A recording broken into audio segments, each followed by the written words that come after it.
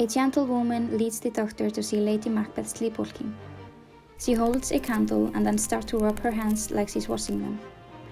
She irritates herself of how hard it is to get this blood spot off, and asks herself why they need to worry so much.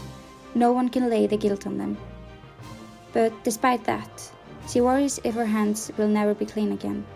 The old man had so much blood in him. Also she mentioned the death of Banquo and Macduff's wife, like she was implying that Macbeth was guilty of their death. The doctor asked the gentlewoman to remove things that she might use to hurt herself with, and that he is not able to help her, and she needs God's forgiveness. Menteith, Caithness, Angus, Lennox and other soldiers from Scotland were going near Burnham Wood to meet up with Malcolm and the English army. They think Macbeth is out of control and want to fight him.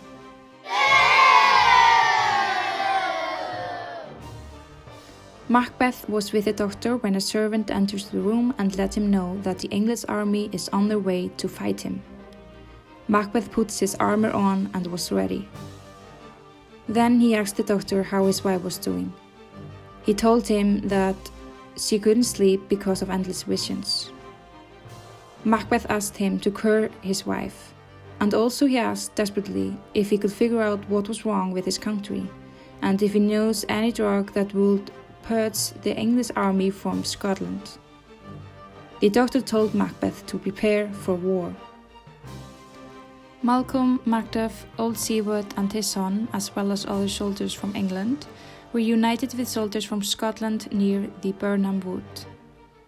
Malcolm came up with the idea to tell every soldier to break off a branch from the forest and hold it in front of them to make it harder for Macbeth and his army to see how many they are. The soldiers agreed to that. Seaton, Macbeth's servant, brought Macbeth the news that his wife was dead, that she had killed herself. Macbeth didn't show sorrow by hearing this. He answered by telling him that she would just have died later anyway. A messenger went straight to Macbeth when he was standing watch on the hill and saw a forest begin to move.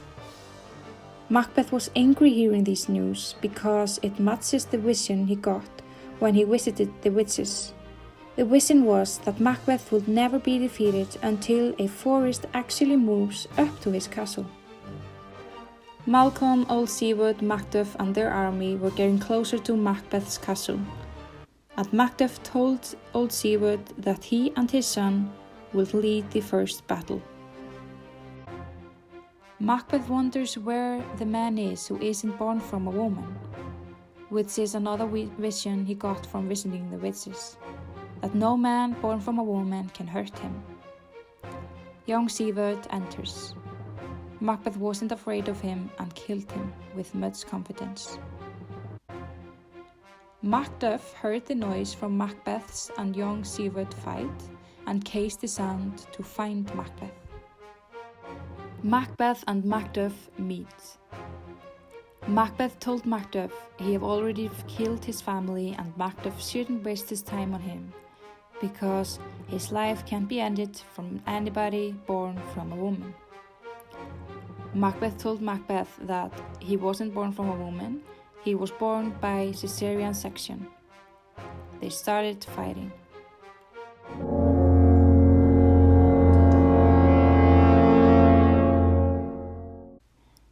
Macduff went to his army holding Macbeth's head.